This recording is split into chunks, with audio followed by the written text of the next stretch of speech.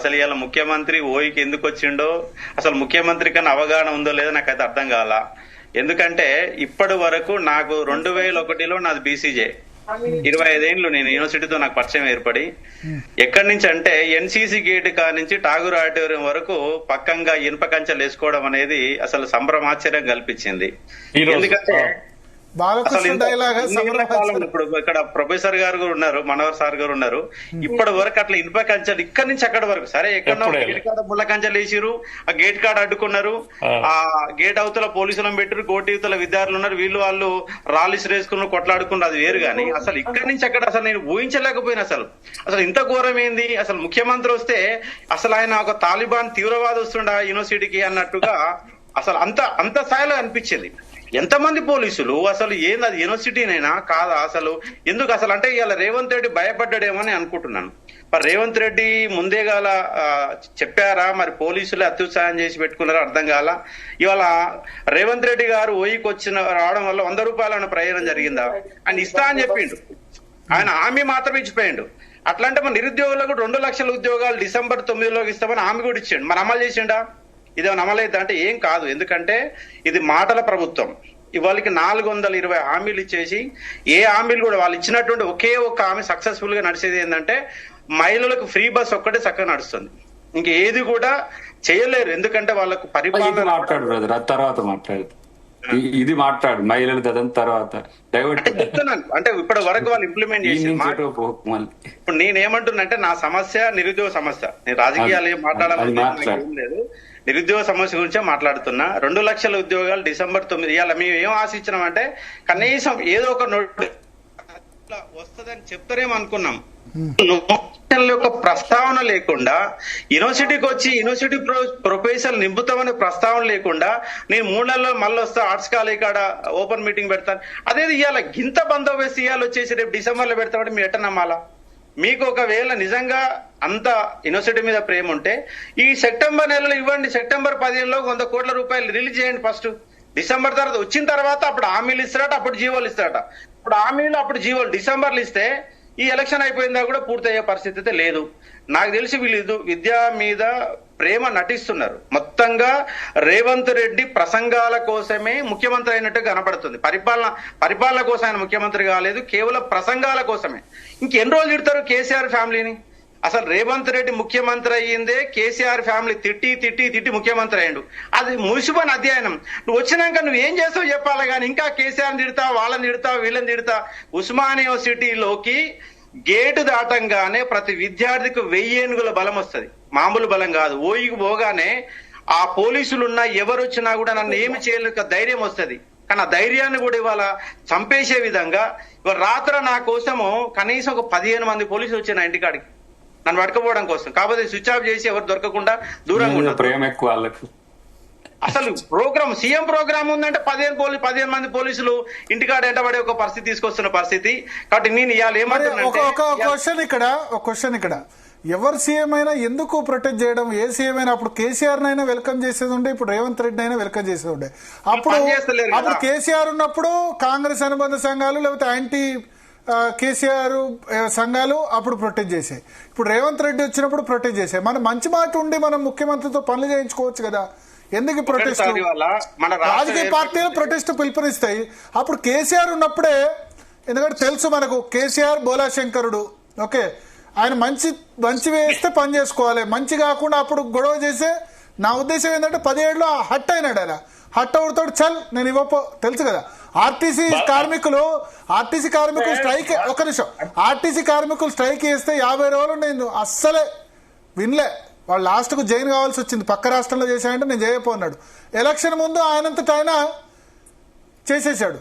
So అట్లా ఏ ముఖ్యమంత్రి వచ్చినా ఎందుకు గొడవ చేయడం? ఉస్మానియా యూనివర్సిటీలో మనం మంచిగా ఉండి చేసుకోవచ్చు కదా. నేను కూడా ఉస్మానియా అలుమ్ని, ఉస్మానియాలో జర్నలిజం చదువుకున్నా కూడా చెప్తున్నా, ఏ ముఖ్యమంత్రితో అయినా మంచిగా ఉండి పనులు చేసుకోవచ్చు కదా అంట. ఏ ప్రభుత్వాలకు కూడా విద్యా ఉద్యోగ ప్రణాళిక లేదు సార్.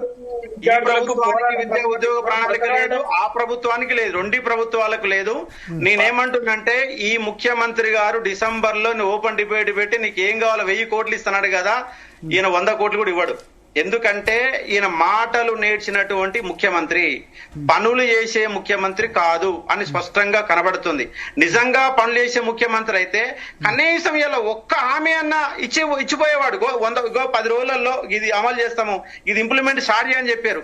100 రూపాయలు ఇవ్వకుండా రాజకీయ ప్రసంగం చేసి కాంగ్రెస్ కార్యకర్తల మీటింగ్ పెట్టిండు ఆయన. ఉస్మానియా యూనివర్సిటీలో పెట్టినటువంటి మీటింగు కాంగ్రెస్ కార్యకర్తల మీటింగ్. మీరు ముందు రోజు చూడండి, ఒక్కలన్నా కాంగ్రెసేతర సభ్యులు, యూనివర్సిటీ ప్రొఫెసర్లు గాని లేదా విద్యార్థుల ముందులో కూర్చోబెట్టాలి కదా. ఫస్ట్ రోజు మొత్తం ఎవరున్నారు? అద్దంకి దయాకర్ అన్నకి ఎమ్మెల్సీ పదవి ఇచ్చినందుకు నేను 1000% నేను సపోర్ట్ చేస్తున్నాను. ఎందుకంటే ఉద్యమంలో నీకు ఎమ్మెల్సీ పదవికి నువ్వు 1000% అర్హుడివి. కోదండరామ్ సార్కి ఎమ్మెల్సీ పదవి కాదు, ఆయన మంత్రి పదవి ఇవ్వాలి. ఆయన అవమానించారు, మీరు ఎమ్మెల్సీ పదవి ఇచ్చి అవమానించారు, ఆయనకు మంత్రి పదవి ఇవ్వాలి. ఎందుకంటే ఆయన 40 ఏళ్ల ప్రస్థానం మొత్తం కూడా ఆయన ఉద్యమకారుడే. నువ్వు ఉద్యమకారులు ఎక్కడ ఎమ్మెల్సీ పదవులు ఇచ్చినందుకు నేను సంతోషపడుతున్నా. యాజ్ యూనివర్సిటీలో మీరు చదువుకొని యూనివర్సిటీలో సార్ పాఠాలు చెప్పి సంతోషపడుతున్నా, మీకు పదవి ఇవ్వడానికి సంతోషపడుతున్నా అనట్లేను. కనీసము ఒక్క స్టూడెంట్ ఇప్పుడు నాలాంటి వాడిని పిలిస్తే పోయావున్నా, నేను రాడు పట్టుకొని మాట్లాడతామని రానియలేదేమో. క్వశ్చన్ చేస్తాం కదా, క్వశ్చన్ చేయడం కూడా తప్ప, ప్రజాస్వామ్యంలో క్వశ్చన్ చేయడం కూడా తప్ప. మరి క్వశ్చన్ కూడా చేయకుండా ఒక్క విద్యార్థిని రాకుండా 100 రూపాయలు లేకుండా 100 రూపాయలు ఇవ్వలేదు, ఒక్క హామీ ఇవ్వలేదు, 3 నెలలు వస్తామని చెప్పేసి అబద్ధాలు చెప్పేసి ఈ ముఖ్యమంత్రి పారిపోయిండు, భయపడి. ఒక్క నిమిషం, ఎస్ సురేష్ యాదవ్ ఒక్క నిమిషం ఆగండి. మీరు గెల్లు శ్రీనివాస్ యాదవ్ గారు ఏదో చెప్పాలనుకుంటారు, చాలా చెప్పింది. ఎస్, రేవంత్ రెడ్డి గారికి వారిచ్చిన క్యాలెండర్ మీద, జాబ్ క్యాలెండర్ మీద అంత ఫోకస్ గా లేరు. కానీ ఎంతసేపు కోదండరామ్ గారికి ఎట్లా ఎమ్మెల్సీ ఇవ్వాలి 15 రోజుల్లో పడాలి, దాని మీద ముఖ్యమంత్రి గారికి ఆలోచన తప్ప ఈ రాష్ట్రంలో కాంగ్రెస్ పార్టీ ఇచ్చిన హామీ ఏంది, రాహుల్ గాంధీ తీసుకొచ్చి మేము హామీ ఇప్పించాం, దాన్ని అమలు చేయాలి. మేమిచ్చిన ఒక ముఖ్యమంత్రి హోదాలో జాబ్ క్యాలెండర్ అమలు చేసిన, జాబ్ క్యాలెండర్ విడుదల చేసిన దాని డేట్ల ప్రకారం నోటిఫికేషన్ ఇవ్వాలి అనే ఒక ఆలోచన ఏమైనా ప్రభుత్వానికి ఉన్నట్టుగా కనిపిస్తలేదు. ఎంతసేపు రాజకీయం మీద రాజకీయ స్పీచ్ తప్ప ముఖ్యమంత్రి గారు ఏం క్వాలిటీ స్పీచ్ ఇచ్చింది చెప్పండి. ఎంతసేపు నేను ఒక్కటి అంట మన సీను ఇప్పుడు నీ కండ్ల ముందే ఎవరో తెలియదు, బీఆర్ఎస్ లేదు, టిఆర్ఎస్ లేదు, ఎక్కడి నుంచో వచ్చి నీ కళ్ళ ముందే మంత్రులు అయ్యిండు. ఇలా కొట్లాడిన దాంట్లో గెలుసీన పాత్ర ఏందో ఏ రోజైనా కేసీఆర్ గారు ఆలోచించిండ్రా? ఒక మాట ఇప్పుడు మనం అనుకుందాం, వినే నేను చెప్తా, అద్దంకి దయాకర్ అంటోడు కొట్లాడిండు. ఏ రోజైనా ఒక పదవి ఇవ్వాలని కేసీఆర్ కనిపించిందా? కోదండరావు అంటోడు జేఏసీలో ఏం చేసిండో ఒక మాట నువ్వే చెప్తూ. కోదండరామ్ అంటోడు ఎట్లా కష్టపడ్డాడో నీకు తెలుసు, నాకు తెలుసు. నీకు కూడా ఓడిపోయే దగ్గర సీట్ ఇచ్చి ఓడగొట్టింది. ఎవడండి వచ్చి ఆడ మంత్రులు ఎవరాడ వచ్చి మంత్రులైంది ఆడ ఎమ్మెల్యే అయింది. తెలంగాణ ఉద్యమ అస్తిత్వము ఆ రోజు బీఆర్ఎస్ లో ఉంటే గెలుసీని ఎక్కడ పోయి, అది నిన్నేదో పొగడడానికి కాదు నేను అనేది. ఇలా మురళన్న కొన్ని సూచనలు చేసిండు, సరే అది తర్వాత నేను మళ్ళీ నా టెన్యూర్ వచ్చినప్పుడు చెప్తా. గానీ కోదండరామ్ ని ఎమ్మెల్సీ కూడా చేసుకోలేని స్థాయిలో మన తెలంగాణ సమాజం ఉందా?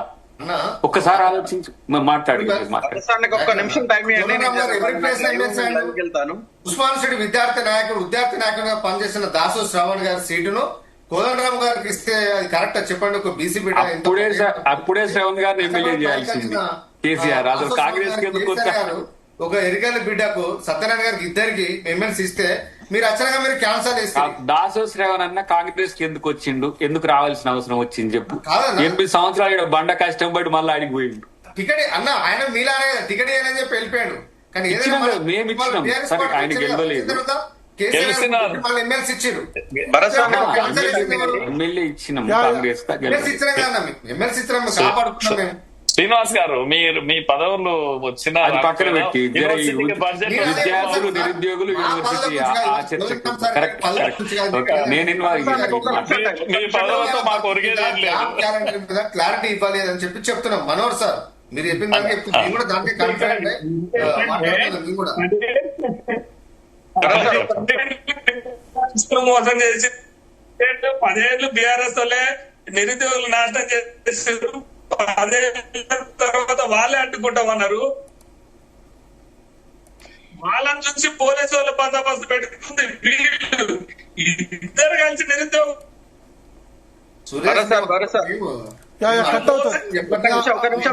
ఒక్క నిమిషం అశోక్ గారు హామీల విషయం లోపల ఒక్క నిమిషం చెప్తాను కొంచెము యూనివర్సిటీకి రావాలని ముఖ్యమంత్రి గారు అడ్డుకోవాలని సురేష్ యాదవ్ మీరు వినబడట్లేదు. ఒక్క నిమిషం స్ట్రక్ అవుతుంది. నేను ఒక్క నిమిషం చెప్పి క్లోజ్ చేస్తాను. నేను ఒక్క నిమిషం సురేష్ యాదవ్ మీ కనెక్టివిటీ కరెక్ట్ గా లేదు. ఒక్క నిమిషం మీరు మళ్ళీ లాగిన్ కండి. సురేష్ యాదవ్ ఒక్కసారి ఒక్క నిమిషం మీ కనెక్టివిటీ కరెక్ట్ గా. నేను చెప్పండి అశోక్ గారు. ఎస్ ఒకటి సార్, ఇవాళ ముఖ్యమంత్రి ఓయూకి వచ్చిండు, నిరుద్యోగుల గురించి ఒక్క మాట కూడా మాట్లాడలేదు, ఉద్యోగం గురిస్తామని చెప్పలేదు. దానికి నిరసనగా రేపు సెప్టెంబర్ 1వ తారీఖు నుంచి నిరుద్యోగులం అంగర్ స్ట్రైక్ ఆమన్న నిరాహార దీక్ష రేపు సెప్టెంబర్ 1వ తారీఖు నుంచి మొదలు పెట్టబోతున్నాం. 33 జిల్లాలో ఉన్న లైబ్రరీ విద్యార్థులంతా, ఉస్మాన్ యూనివర్సిటీలో ఉన్న విద్యార్థులంతా, సిటీ సెంటర్ లైబ్రరీలో ఉన్న విద్యార్థులందరం కలిసి ఆమన్న నిరాహార దీక్ష. ఎందుకంటే కాంగ్రెస్ గవర్నమెంట్ వచ్చినాక ఒక్క ఉద్యోగం ఇవ్వాల, వాళ్ళు ఇచ్చిన డిఎస్సి కూడా కలిపిన ఉద్యోగాలే. నేను ఇక్కడ ఇన్వాల్వ్ అద్దంకి దయాకర్ అన్న కూడా మమ్మల్ని మోసం చేసిండు. ఇప్పటి వరకు ముఖ్యమంత్రిని అక్కడ నేను రెస్పాండ్ కావాలి కాబట్టి చెప్తా. ఇప్పుడు నీకు బాగుంది అవన దీక్ష నువ్వు చేస్తా అన్నదాన్ని నేను నీకు చెప్పాలి. ఎందుకంటే లైబ్రరీకి రోజు నేను అమ్మవారి ఏంటిది అది బోనాలకు పోయినా, అందరూ వచ్చిర్రు. మనోడు అశోక్ లేడు, ఇంకెవరు వాళ్ళ పిల్లలు వచ్చిండ్రు. అన్నా గిట్టెట్లయితుంది గట్లెట్లయితుంది అంటే అసలు నేను స్టూడెంట్స్ దాంతో నాకు లింక్ లేదు. మామూలుగా కోదండరామ్ గారు వాళ్ళంతా చూస్తారు. దాంట్లో కొంతమంది కోపం ఉంది, కొంతమంది ఆవేశం ఉంది, కొంతమంది బాధ ఉంది. ఇది ఏదో మిక్స్డ్ కనపడ్డది నాకు. ఇది ఎందుకు 60,000 వేసినామంటే 60,000 వేయలేదు అంటుండ్రు ఏంది అని నేను మళ్ళీ ఒకసారి వస్తా అని చెప్పి ఒక రోజు పోయినా సరే, ఆ రోజు మనోడు మిత్రుడు వచ్చిండు అశోక్ కూడా. అయితే 60,000 ఎందుకు మన ఖాతాలో పడలేదంటే నోటిఫికేషన్స్ బీఆర్ఎస్ వేసింది. అయితే దాన్ని మళ్ళీ నేను వీళ్ళని కనుక్కుంటే 60,000 ఏంది గ్రూప్ 1 నుంచి గ్రూప్ 4 వరకు ఎవడో పనికిరాను వాడు చేయబట్టి అవి రద్దయినాయి. ఏది పేపర్ లీక్ల వల్ల.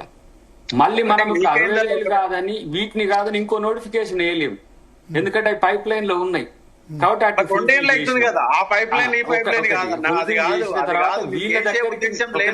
కనీసం ఇవ్వాలని చెప్పాలి కదా.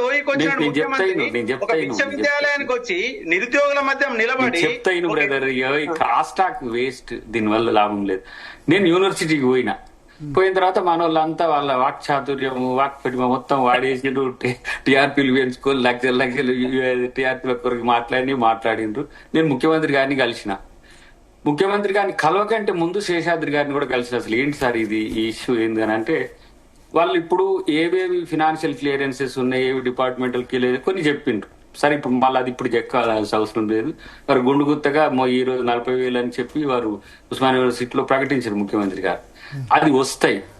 కానీ ఇప్పుడు వీళ్ళు ఎట్లా, ఇప్పుడు మనోళ్ళు అశోక్ గాని ఇంకా కొంతమంది వీళ్ళు ఎట్లా ఉందంటే, అసలు వీళ్ళు ఎటువైపు మాట్లాడుతారు, స్టూడెంట్స్ వైపు మాట్లాడుతారో వీళ్ళ వైపు మాట్లాడుతారో అర్థం కావట్లేదు. ఇప్పుడు ముఖ్యమంత్రి మీ దగ్గరికి రావాలన్నా, మంత్రి మీ దగ్గరికి రావాలన్నా దయాకర్ కాదు వాళ్ళు. ఎందుకంటే మీరు ఉద్దేశపూర్వకంగా ఇట్లే మాట్లాడితే వాళ్ళు పడడానికి సిద్ధంగా ఉండరు. దయాకర్ అంటే ఉద్యమాల నుంచి వచ్చినోడు, విద్యార్థి సంఘాల ఉద్యమాల నుంచి వచ్చినోడు, డక్కముక్కిలు తిన్నాడు. కాబట్టి మీరు ఏది మాట్లాడినా ఏంటాడు, ఏది చెప్పి వాళ్ళకేంది మీరు అంటేనే ఫస్ట్ భయం అయిపోతుంది వాళ్ళకి. చాలా మంది వాళ్ళ దగ్గరికి 20 మంది మాట్లాడిండ్రాడా, మీరు మాట్లాడినట్టయితే మాట్లాడలేవారు. మీరు మాట్లాడినట్టు ఎందుకు నీకు 30-35 నిమిషాలు మాట్లాడే అవకాశం ఇస్తే రాజకీయ విమర్శలు తప్పితే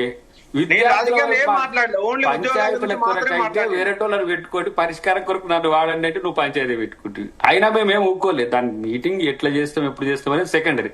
కానీ అలా ఇక్కడికి వచ్చిన తర్వాత విద్యా వ్యవస్థ పక్కన ఉస్మాన్ యూనివర్సిటీకి ఏం కావాలనో మీరు ప్రిపేర్ చేసుకొని చెయ్యండి. ఆ రోజు వచ్చి జీవోలే ఏదో ఉత్తముచ్చట్లు చెప్పడానికి గాలే.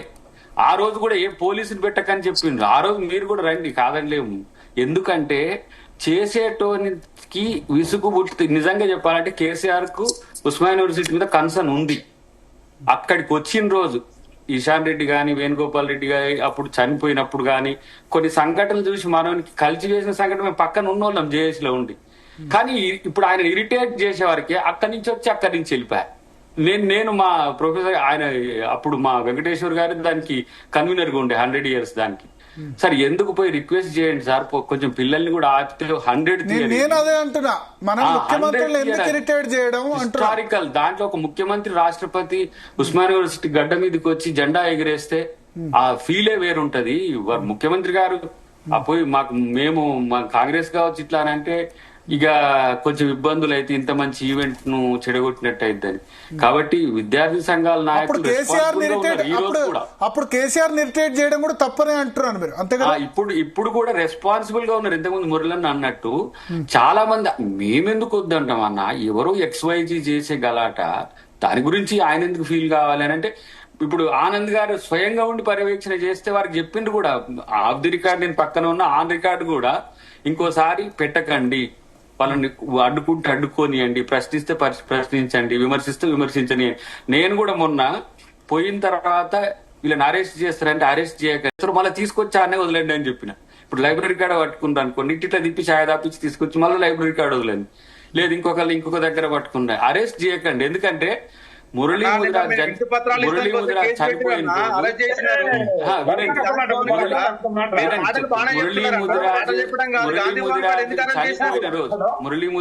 చనిపోయిన రోజు అది శ్రీకాంతాచారి చనిపోయిన రోజు మీరు చూస్తే, నేను ఖమ్మం నుంచి వచ్చేటప్పుడు పరామర్శకు పోయినా, నా మీద 7 కేసులు పెట్టి జైల్లో పెట్టారు. సంతోషం, నేనేం ఫీల్ కావట్లేదు. ఎందుకంటే ఒక తమ్ముని కొరకు 3 రోజులు జైల్లో ఉన్నందుకు నాకు ఎంత హ్యాపీగా ఉంది. కానీ మిమ్మల్ని ఆ ఇబ్బంది కూడా పెట్టొద్దు అంటారు. ఎందుకంటే మీరు కొట్లాడేది ఎవరి కోసం? పేద విద్యార్థుల కొరకు, నిరుద్యోగుల కొరకు. ఆ కన్సర్న్ మాకెందుకు ఉండదు? మేము ఎక్కడి నుంచి వచ్చిన వాళ్ళం. ఇప్పుడు ముఖ్యమంత్రి గారు కూడా అదే చెప్పిండ్రు, మీకు వ్యక్తిగతంగా రాజకీయంగా ఏమైనా ప్రత్యర్థి తత్వం ఉంటే మాట్లాడుకోవచ్చు, చేయొచ్చు, దాన్ని ఏం కాదని. కానీ నాయకుడు మన దగ్గరికి రాకపోవడం అనేది మనకు జరిగే నష్టం. ఇవాళ నేను అంటున్నా, నేను ఒక మంత్రులతో కలిసి ఒక సమావేశం ఏర్పాటు చేసి తర్వాత ముఖ్యమంత్రి గారితో ఒక సమావేశం కొరకు కూడా ప్రయత్నం చేస్తున్నా. కానీ ఇక్కడ ఉన్న సమస్య ఏంటంటే, ఒక్కసారి విద్యార్థి లోకం అంటే ఏమైనా పంచాయతీ పెట్టుకుంటున్నా వాళ్ళ ఆర్ద్రత చూస్తే నాకు 100 మెసేజ్లు వస్తాయి. ఈ లైబ్రరీకి పోయి వచ్చిన కాంచి ఏడ్చుకుంటూ బాధపడుకుంటూ, అన్న ఇది రాజకీయం కాదన్న ఇది జీవితం అని చెప్పుకుంటూ వాళ్ళ బాధ చూస్తే ఎప్పుడు లేనంత ఆవేదన వాళ్ళలో కనగుతున్నది. అంటే మనం దానికి పాజిటివ్ లేదన్నా, మీరు మాటలు చెప్పడం, కాంగ్రెస్ వాళ్ళు మాటలు చెప్పడం నేర్చుకున్నారు. 2 లక్షల ఉద్యోగాలు ఏం తెలియకుండా ఇచ్చిరా? నువ్వు ఏ పార్టీ? పైప్ లైన్ ఉందని ఇలా మాట్లాడుతున్నారు. నువ్వు ఏ పార్టీ? డిసెంబర్ ఏం పార్టీ? ఎందుకు చెప్పారు మేనిఫెస్టో? కాదు, కాంగ్రెస్ కాంగ్రెస్ వాళ్ళు మేనిఫెస్టో ఎందుకు పెట్టారు? రాహుల్ గాంధీ ఎందుకు వచ్చిండు? ప్రియాంక గాంధీ ఎందుకు వచ్చింది? యూత్ కాంగ్రెస్ పార్టీకి నిరుద్యోగులకు సంబంధించి ఒక్క పాయింట్ కూడా ఉస్మానియా కూడా రాజకీయ ప్రయోజనాల కోసం మాట్లాడే పరిస్థితి. ఇప్పుడు వాళ్ళు రాజకీయ పక్షాలు వాళ్ళు మాట్లాడతారు. నీలాంటి వాడు మాట్లాడితే దానికి విలువ ఉండదు. నువ్వు టీచరు, మురళీమోహన్ గారు మీలాగా మాట్లాడలేరా? మురళీమోహన్ గారు మీలాగా మాట్లాడలేరా? మీ మేనిఫెస్టోలో ఉందా లేదా 2 లక్షల ఉద్యోగాలు? మీ మేనిఫెస్టో మేనిఫెస్టోలో ఒక్క ఉద్యోగం ఇవ్వాలి ఇప్పటి వరకు. మీరు ఇస్తామని చెప్పేసి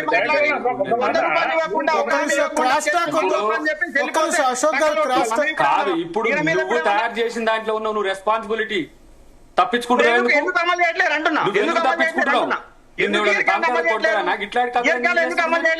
అసెంబ్లీ సాక్షి పెట్టారు.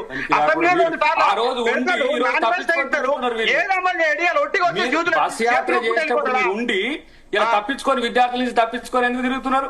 వాళ్ళు అడగడం అంటే మధ్యలో మాట్లాడుతున్నా నేను.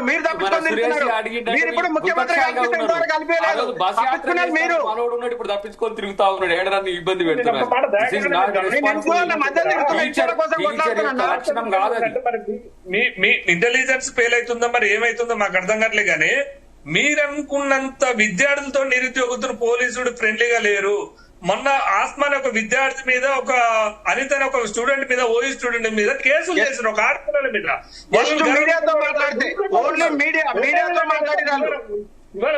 సిపిఐ పార్టీ వాళ్ళు పిలుపునిస్తే బీజేపీ వాళ్ళని అరెస్ట్ చేస్తారు. బీజేపీ వాళ్ళు పిలుపునిస్తే సిపిఐ వాళ్ళని అరెస్ట్ చేస్తున్నారు. అంటే ఇంటెలిజెన్స్ వ్యవస్థ కూడా చాలా ఫెయిల్యూర్ అయింది అన్నది. ఎందుకంటే మీరు ఇది పాయింట్ అవుట్ చేసుకోవాలి. ఇప్పుడు విద్యార్థులు పోగానే పోలీసు వాళ్ళు ఓయూలా అరే నీ అమ్మ భావ స్వేచ్ఛ లేదు, భావ స్వేచ్ఛ అనేది ఒకటి ఉంటది. ఇప్పుడు ఓయూ ఆర్ట్స్ కాలేజ్ వచ్చి మీడియాతో మాట్లాడే స్వేచ్ఛ లేకుండా అయిపోతుంది. ముళ్ళ కంచెలు పెడుతుండే, పోలీసు నిర్బంధాలు పెడుతుండే, తెలంగాణ ఉద్యమాన్ని గుర్తు చేస్తుండే. మరి ఎట్లా నన్ను ఇది మీరు ఐడెంటిఫై చేయాలి? 2014 కంటే ముందు ఎన్సీసీ గేట్ అవుతున్నారు పోలీసులు. 2014 కంటే ముందు ఎన్సీసీ గేట్ అవుతున్న పోలీసులు మన గేట్ మధ్యలోకి వచ్చారు. కాంగ్రెస్ గవర్నమెంట్ వచ్చినాక ఇన్పకంచ మొదలైంది. ఎక్కడ ముందు మీరు చూడలేదా? మీరు హక్కు ఉంటది, మిమ్మల్ని డిమాండ్ చేయలేస్తాం, మిమ్మల్ని అడగలేస్తాం. మురళీ డిమాండ్ చేయండి, ప్రశ్నించండి, విమర్శించండి. అర్ధరాత్రి 11:30కు జడ్జి ముందు ప్రవేశపెట్టిన పోలీసులు 11:30కి మీకు ఆందోళనకు వచ్చిన వెనుక పత్రాలు ఇస్తాను. నీకు కూడా ఫోన్ చేసి ఒక్క నిమిషం అందరూ మాట్లాడితే ఒకరి తర్వాత అందరూ మాట్లాడితే ఏది వినపడదు.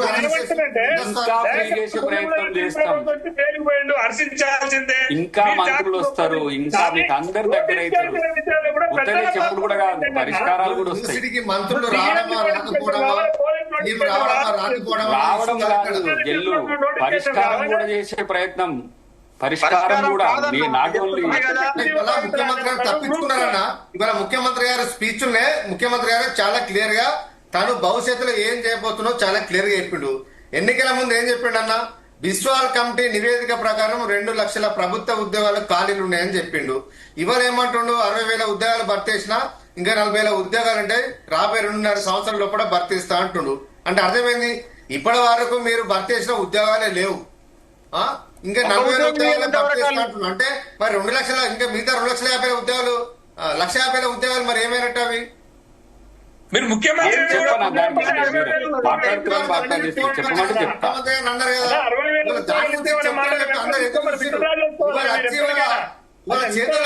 నేను 2 లక్షల ఉద్యోగాలను భర్తీ చేయలేను అని చెప్పడానికి ఇవాళ ఊరికి వచ్చినట్టు కనిపిస్తుంది దగ్గర అన్న.